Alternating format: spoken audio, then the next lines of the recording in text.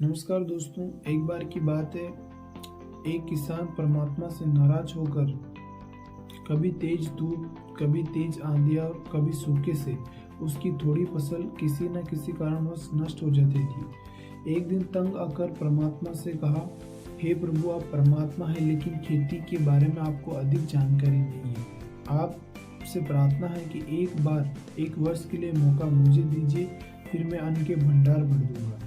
तो परमात्मा ने कहा, ठीक है, जैसा तू चाहेगा वैसा मौसम बन जाएगा।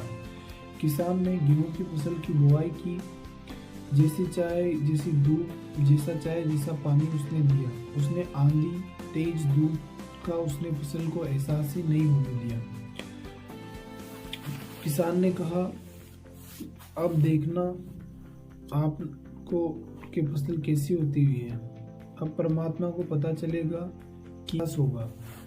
समय बीतता गया, फसल काटने का समय आया। किसान फसल काटने गया तो फसल में दाने नहीं थे। वो छाती के हाथ लगाकर रोने लगा और परमात्मा से कहा, प्रभु ये क्या है?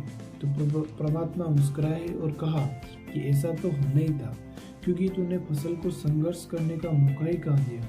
तेज धूप, आंधियां, ओले आदि उसे संघर्ष करने के लिए मजबूर करते और उसे अपने फसल को, अपने अस्तित्व को बनाए रखने के लिए बल प्रदान करती और उसी से उसे शक्ति मिलती। जिस तरह लोहा को आकार देने के लिए पहले उसे आग की भट्टी में सेकता है, उसी तरह दोस्तों इससे हमें ये शिक्षा मिलती है कि जिंदगी में अगर कोई चुनौती नहीं है तो हम उसे कुछ सीख नहीं सकते। हम खोखले रह जाएंगे। जिंदगी में जितनी चुनौती